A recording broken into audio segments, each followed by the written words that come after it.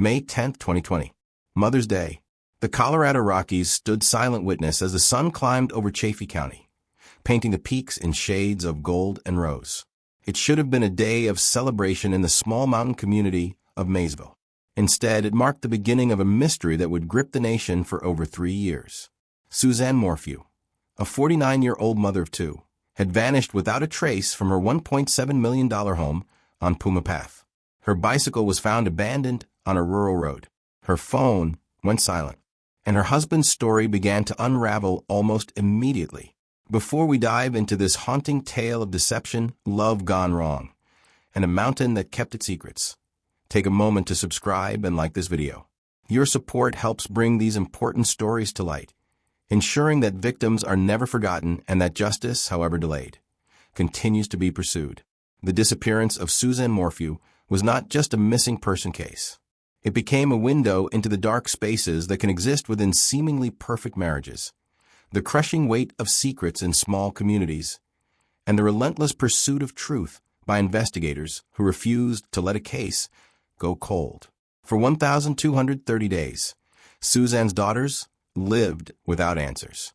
Her friends and family held on to hope that grew thinner with each passing season. And somewhere in the vast Colorado wilderness, the truth waited to be discovered. This is the story of a woman who tried to escape, a man who couldn't let her go, and the mountain that finally gave up its darkest secret. Chaffee County, Colorado, in the spring of 2020, was a place that seemed untouched by the chaos engulfing the rest of the world.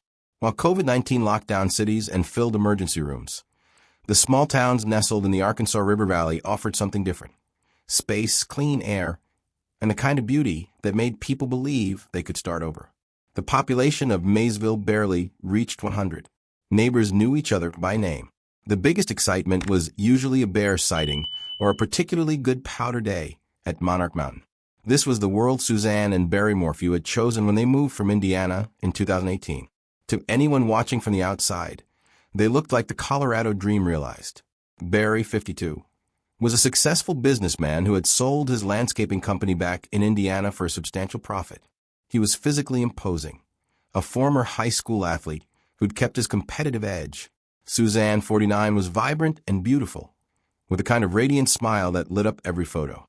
The couple had been married for 26 years and had two daughters, Mallory and Macy, who were away at college. The Morphew home on Puma Path was impressive, a sprawling property with mountain views that stretched for miles. They had acreage, privacy, and the kind of life that people scrolled past on Instagram with a pang of envy. Barry started a new landscaping business in Colorado. Suzanne seemed to embrace mountain life, taking up cycling on the winding roads that cut through the valley. She was active, health-conscious, and by all appearances happy. But beneath the surface, the perfect mountain life was already cracking. Suzanne had confided in a few close friends that her marriage was struggling. She had connected with an old high school flame through Facebook, a man named Jeff Leibler, who lived in Michigan. What started as innocent nostalgia had deepened into something more. Text messages flew between them daily, sometimes hundreds in a single day. Suzanne called him her soulmate. She spoke of feeling trapped, of wanting a different life. She had even looked into selling the Indiana properties they still owned, calculating how much money she could walk away with if she left Barry. Barry, who monitored Suzanne's movements through a spy app on her phone and vehicle tracking devices he'd secretly installed, knew about the affair. He had confronted her. There had been arguments, tears, and threats. Suzanne had told friends she was afraid of what Barry might do if she actually tried to leave. One friend later recalled Suzanne saying, "If something happens to me, you'll know who did it." But on the surface, to the casual observer in their small mountain community, the Morphews looked like just another couple working through middle-age challenges in their dream home. The morning of May 10th, 2020, began like any other Sunday in the Morphew household, or at least that's what Barry would later claim. He said he woke early around 5 a.m. to prepare for a landscaping job in Broomfield, about 150 miles north. It was Mother's Day, an odd day to schedule work, but Barry insisted the job couldn't wait. He claimed Suzanne was still sleeping when he left around 5 o'clock or 5:30 a.m. According to Barry's account, Suzanne was planning to go for a bike ride that morning, something she did regularly on the quiet mountain roads near their home. He said they'd had a pleasant evening the night before, grilled steaks together, and gone to bed without incident. Everything was normal. Everything was fine. But the data told a different story. Suzanne's phone showed frantic activity in the early morning hours of May 9th, before Barry claimed to have left. Text messages were being deleted.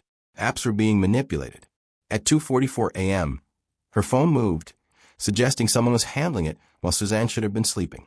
Then, shortly after Barry claimed to leave for his job, Suzanne's phone went completely silent. No text to her daughters wishing them happy Mother's Day. No activity on social media. No communication with Jeff Leibler, the man she'd been messaging constantly for months. The silence was deafening. Around 5:46 p.m. that evening, a neighbor found Suzanne's bike lying in a ditch on Puma Path, about a quarter mile from the Morphew home. The bike appeared to have been carefully placed, not crashed. There were no skid marks, no signs of a struggle, no blood, just an abandoned bicycle and a missing woman. Barry received the call about his missing wife while he was at his hotel in Broomfield. His reaction, according to investigators, was strangely muted. There was no panic in his voice, no desperate urgency. He told a neighbor he was 5 hours away and couldn't get home immediately. He didn't call 911 right away. Instead, he called friends and family first, asking them to start searching. It would be hours before law enforcement was formally notified. By the time Barry made it back to Chaffee County late that night, a massive search operation was already underway. Volunteers combed the mountainside with flashlights. The sheriff's office deployed search and rescue teams. Helicopters equipped with infrared cameras swept the rugged terrain, and Barry Morphew stood before the cameras, playing the role of the distraught husband. "Suzanne, if anyone is out there who can hear this, baby, I love you," he said, his voice breaking. "I want you back so bad. Girls, your mom is my world." But to the investigators watching him, something fell off. His body language didn't match his words. His timeline had holes. And as they began pulling phone records, vehicle data, and surveillance footage, the picture that emerged was not of a loving husband desperate to find his wife, but of a man who had something to hide. Sheriff John Spetz of the Chaffee County Sheriff's Office had been in law enforcement for over 2 decades. He'd worked missing person cases before knew the statistics. When a married woman disappeared under suspicious circumstances, the husband was always the first person you looked at, not because of bias, but because of brutal statistical reality. In cases of missing or murdered women, intimate partners were responsible in the vast majority of cases. From day one, Barry Morphew was the focus. The FBI joined the investigation almost immediately, bringing resources and expertise to the small sheriff's office. Special Agent Johnny Grusing, a veteran investigator with the Colorado Bureau of Investigation, was assigned to the case. Grusing was known for his methodical approach and his ability to build complex circumstantial cases. He would need every bit of that skill in the months to come.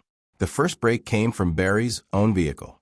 He drove a black Ford F-350 pickup truck, and like many modern vehicles, it was essentially a computer on wheels.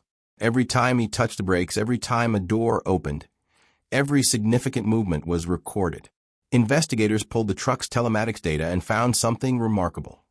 On the night of May 9th and early morning of May 10th, Barry's truck had made multiple stops in unusual locations.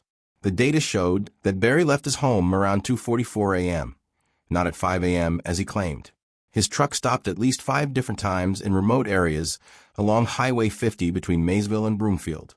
At each stop, the driver's side door opened. The truck idled for several minutes. Then the door closed and he drove on. It looked like someone making strategic stops to dispose of evidence. Investigators began searching these locations. At one site near a concrete culvert, cadaver dogs alerted, indicating the possible presence of human remains or decomposition. At another location, they found pieces of what appeared to be a spy pen cap, matching a device Barry had purchased online. The puzzle pieces were beginning to fit together, painting a picture of premeditation and cover-up. Then there was the tranquilizer dart. In the days following Suzanne's disappearance, investigators executed search warrants on the Morphew property. In the dryer, they found a .22 caliber rifle casing mixed in with Barry's clothes. When asked about it, Barry initially denied any knowledge. But when pressed, he admitted he'd been shooting chipmunks around the property with a tranquilizer dart, trying to protect Suzanne's garden. He claimed the dart had accidentally discharged, and he'd been in such a hurry to get to Broomfield for his job that he'd thrown his clothes in the dryer without checking pockets. The story was bizarre and immediately suspicious. Investigators soon discovered that Barry had purchased large animal tranquilizers, powerful drugs normally used for elk and bears, not backyard rodents. The chemicals in these tranquilizers could incapacitate or kill a human being within minutes. And conveniently, Barry claimed he'd lost the tranquilizer cap and couldn't find the dart itself. But the most damning evidence came from surveillance footage and phone records. The job Barry claimed he'd rushed to Broomfield to complete, it barely existed. He spent less than an hour at the job site the morning of May 10th, then checked into a hotel, and spent most of the day in his room. Surveillance footage from various businesses along his route showed him throwing away trash bags at multiple locations, always being careful to use gloves. One dumpster he visited was at a men's warehouse where he'd never shopped. Another was at a McDonald's where he didn't buy food. When investigators recovered those trash bags, they found female clothing that appeared to have been cut off with a knife, bike helmet padding, and other items that suggested someone had carefully disposed of evidence from crime scene. As summer turned to fall, the searches continued, but Suzanne remained missing. The community of Maysville was in shock. Reward money climbed to over $200,000. Suzanne's brother, Andy Mormon, became the public face of the family's search efforts, organizing volunteer missions and keeping his sister's name in the news. Notably, Barry largely withdrew from public view after his initial tearful pleas. Behind the scenes, investigators were building their case methodically. They interviewed dozens of people: neighbors, friends, Barry's employees, Suzanne's confidants. A portrait emerged of a deeply troubled marriage and a controlling, jealous husband who couldn't accept his wife's desire for independence. One of Barry's employees told investigators that Barry had asked him, on May 9th, the day Suzanne vanished, if he knew of anyone who did hitman work. The employee thought Barry was joking and laughed it off. He wasn't laughing when investigators came asking questions. Another employee recalled that Barry had been acting strangely in the days before Suzanne disappeared. He'd suddenly given the man his expensive Bobcat machinery, saying he needed to get rid of it. The timing seemed odd. Why would a landscaper suddenly want to dispose of his most valuable equipment? Suzanne's friends painted a picture of a woman desperately trying to plan an escape. Sheila Oliver, one of Suzanne's closest friends, told investigators that Suzanne had been researching divorce attorneys in the weeks before she disappeared. She'd been calculating her finances, figuring out how to separate her assets from Barry's.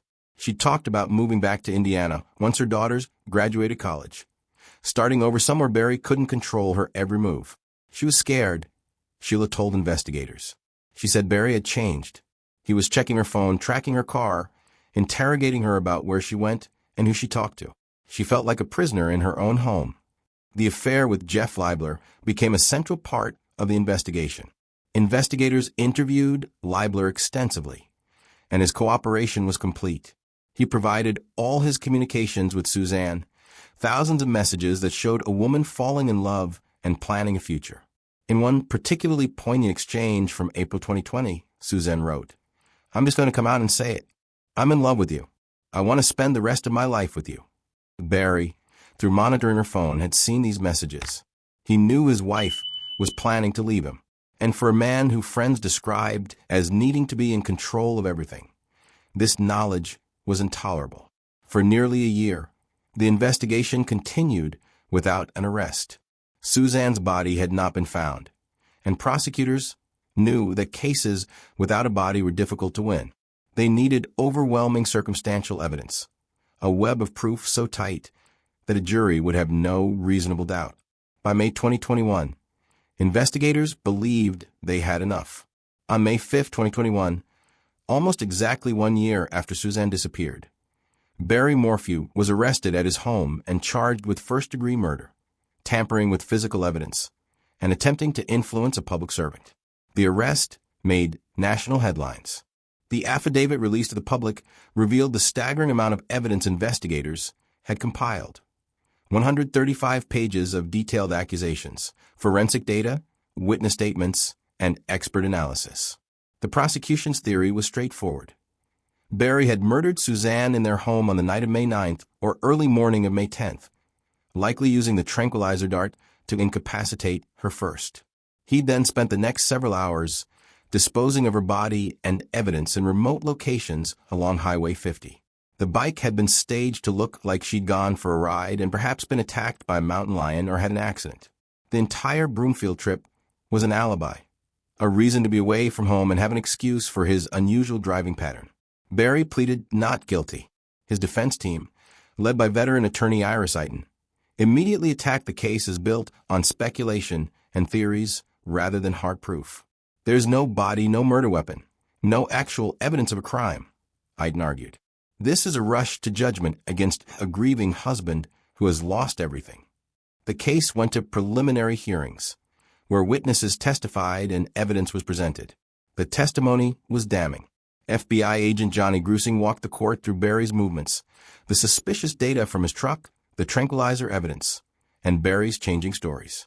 Every time investigators found evidence that contradicted Barry's account, his story evolved. But then something unexpected happened. In April 2022, as the trial date approached, prosecutors made a shocking announcement. They were dismissing the charges against Barry Morphew without prejudice. The decision stunned everyone following the case.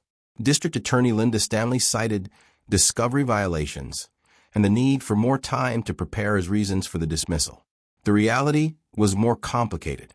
The judge had excluded certain evidence due to prosecution missteps in turning over discovery materials to the defense. Key witnesses had credibility issues, and most critically, without Suzanne's body, the prosecution feared they couldn't prove beyond a reasonable doubt that she was actually dead, let alone that Barry had killed her. Barry Morphew walked out of the Chaffee County Jail a free man. His attorney held a press conference declaring his innocence and condemning the investigation as a witch hunt. Barry Morphew is not a killer, Eiton declared. He's a victim of overzealous investigators who decided he was guilty and twisted every piece of evidence to fit their theory. For Suzanne's family and friends, the dismissal was devastating. Andy Mormon, Suzanne's brother, refused to give up. "We know what happened," he told reporters. "And someday Suzanne will be found and the truth will come out." The case appeared to be at a dead end. Barry sold the Maysville property and moved away. The FBI and local investigators continued working behind the scenes, but publicly, the case went quiet. Then in September 2023, after 1,230 days of searching, the mountain finally revealed its secret. September 22nd, 2023. A group of hunters were exploring a remote area near Moffett, Colorado, about 45 miles south of where Suzanne had disappeared. The terrain was brutal, steep, rocky, covered in dense brush and scree fields that made hiking treacherous. It wasn't the kind of place people stumbled into by accident. You had to know where you were going. One of the hunters noticed something unusual partially buried in the underbrush near the base of a rocky outcropping. As they got closer, the horrifying realization set in. They'd found human remains. The Saguache County Sheriff's Office responded to the scene. The location was so remote that accessing it required a coordinated effort with search and rescue teams. Forensic anthropologists were called in. The remains were carefully excavated and transported to the coroner's office for identification. DNA testing confirmed what everyone suspected. The remains were those of Suzanne Morphew. After more than 3 years, she'd been found. The location was telling. It was in a direct line from the Morphew home toward the areas where Barry's truck had made those mysterious stops in the early morning hours of May 10th, 2020. The terrain was accessible by four-wheel drive vehicle, if you knew the old mining roads that snaked through the mountains.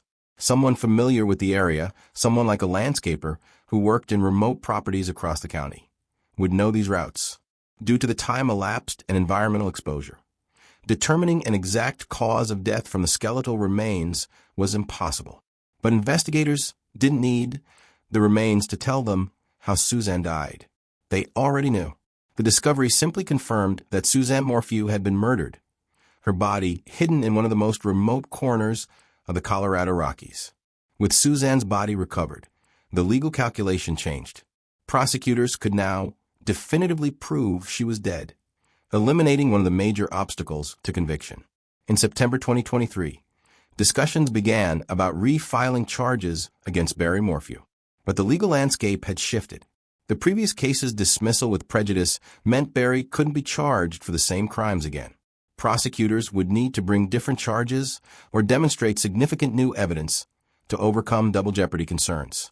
As of the case's development, the investigation remains active. The FBI and CBI continue to analyze evidence from the recovery site. They're looking at Barry's movements, his finances, any new information that has emerged in the years since Suzanne vanished. The goal is to build an ironclad case, one that won't crumble under courtroom scrutiny. For Suzanne's daughters, Mallory and Macy, the discovery brought a complex mix of emotions. They'd stood by their father throughout the investigation, writing letters to the judge proclaiming his innocence, appearing in court to support him. The discovery of their mother's remains in such a remote location, in the exact area investigators had focused on from the beginning, forced them to confront uncomfortable truths about their family. Andy Mormon, Suzanne's brother who never stopped searching, felt vindicated but heartbroken. "We always knew she was out there," he told reporters. "We never stopped looking, and we never stopped believing the truth would come out. Suzanne deserved to be found. She deserved justice, and we're going to keep fighting until she gets it." The Chaffee County of 2023 was different from the one Suzanne disappeared from in 2020. The pandemic had brought an influx of new residents, people fleeing cities for mountain solitude. Real estate prices had skyrocketed. The quiet communities were busier, more transient. But everyone who'd been there in 2020 remembered Suzanne. At Maysville Elementary School, where Suzanne had volunteered, teachers still spoke of her kindness. At the local coffee shop, her favorite table remained a quiet memorial. The bike paths she'd loved to ride carried a different weight now. A reminder that even in paradise, darkness could intrude. Local hiking groups organized memorial rides in Suzanne's honor, cycling the routes she'd loved, raising awareness about domestic violence and the warning signs friends and family often miss. Suzanne's story became a cautionary tale, a reminder that perfect-looking lives on social media often hide desperate realities. Sheriff John Spetz, now dealing with increased scrutiny of his department's handling of the case, defended the investigation. "From day one, our team worked tirelessly to find Suzanne and bring answers to her family," he said in a statement. "The recovery of her remains validates the direction of our investigation. We will continue pursuing justice for Suzanne Morphew." The FBI's Behavioral Analysis Unit studied the case, adding it to their database of intimate partner homicides. The pattern was familiar: a controlling spouse, a victim planning to leave, surveillance and monitoring, and finally, murder disguised to look like something else. The only unusual element was how long Suzanne remained hidden and how much evidence Barry left behind despite his careful planning. Despite the investigation's extent, questions remain. Why did Barry choose that particular location to hide Suzanne's body? Did he have help? The terrain was difficult, the distance significant. Moving a body alone through that landscape would have been extraordinarily challenging. What happened to the tranquilizer dart and other missing evidence? Did Barry have time to dispose of everything during his drive to Broomfield? Or are there other locations yet to be discovered? And perhaps most haunting, in those final moments when Suzanne realized what was happening, what did she think? Did she think of her daughters? Did she regret not leaving sooner, not taking the threats more seriously? Friends who knew about Barry's controlling behavior wonder if they could have done more. Should I have pushed harder? Sheila Oliver asks herself, should I have convinced her to just leave in the middle of the night and figure everything out later? These are the questions that haunt those left behind. The guilt of survivors who wonder if they saw the signs clearly enough. Suzanne Morphew's story became part of a larger conversation about intimate partner violence and coercive control. Domestic violence advocates point to her case as a textbook example of the escalation pattern that so often ends in murder. Isolation, monitoring, financial control, and ultimately, violence when a victim tries to leave. The statistics are grim. A woman is most at risk of being killed by her intimate partner in the period immediately after she announces her intention to leave. Suzanne had told Barry she wanted a divorce. She'd connected with another man. She was planning her escape, In Barry's mind, she had committed the ultimate betrayal, and his need for control overrode everything else. Organizations working to combat domestic violence now use Suzanne's case in training materials. They teach people to recognize the warning signs. A partner who tracks your movements, isolates you from friends and family, monitors your phone and communications, controls finances, makes threats veiled as concern. These aren't signs of love. They're signs of danger. Suzanne's case also highlighted the challenges law enforcement faces in murder cases without a body. Despite overwhelming circumstantial evidence, prosecutors struggle to prove death beyond reasonable doubt when remains aren't recovered. Barry's case showed how defense attorneys exploit this gap, creating alternative theories. Maybe she ran away, maybe she got lost, maybe she's still alive somewhere, that introduce reasonable doubt. The recovery of Suzanne's remains 3 years after her death changed this calculation, but it also demonstrated why killers work so hard to hide bodies. Barry chose one of the most remote, inaccessible areas of Colorado for a reason. If not for hunters who happened to be in exactly the right place, Susan might never have been found. Throughout the ordeal, Andy Mormon became the voice of his sister's memory. While Barry played the grieving husband, Andy organized search parties, hired private investigators, and kept media attention on the case when others wanted to move on. His relationship with Suzanne had been close, and her loss devastated him. Suzanne was my little sister, but she was one of the strongest people I knew, Andy said in an interview. She survived cancer. She raised 2 incredible daughters. She had this light about her that drew people in. Barry tried to dim that light to control it, and when he couldn't, he extinguished it. But he didn't extinguish her memory or her impact. We won't let him. Andy worked with legislators to strengthen domestic violence protections and improve resources for women trying to leave dangerous relationships. If Suzanne's death can save even one life, if it can make one woman recognize the danger she's in and get out before it's too late, then something good will have come from this tragedy. As this story unfolds, the legal process continues. Investigators are working with prosecutors to determine if new charges can be filed against Barry Morphew. The recovery of Suzanne's remains, combined with the extensive evidence already collected, has given the case new momentum. Barry has remained largely silent since Suzanne's body was discovered. His attorney issued a brief statement expressing condolences but maintaining his client's innocence. Barry has not been arrested or charged again as of this writing, but legal experts expect that to change. The property on Puma Path where Suzanne spent her last hours alive has new owners now. They've renovated extensively, trying to erase the tragedy that occurred there. But in Maysville, everyone still knows it as the Morphew House, the place where a mother vanished on Mother's Day and a community lost its innocence. The bike paths Suzanne loved remain, winding through valleys and along mountainsides. Cyclists who ride them now sometimes stop and think of her, this vibrant woman who loved these mountains and died in them. Her favorite routes have become informal memorials, places where people pause to reflect on fragility of life and the masks people wear. The Colorado Rockies have witnessed countless human dramas over millennia. They've hidden secrets, sheltered fugitives, and swallowed evidence. But mountains also remember. Weather erodes, seasons change, hunters explore, and eventually, what was hidden comes to light. Suzanne Morphew loved these mountains. She moved to Colorado seeking beauty, peace, and a new chapter. Instead, she found a lonely death in the wilderness she'd come to call home. But the same mountains that concealed her also preserved her, held her until she could be found, until her story could be told. For 1,230 days, Suzanne was missing but not forgotten. Her friends never stopped talking about her.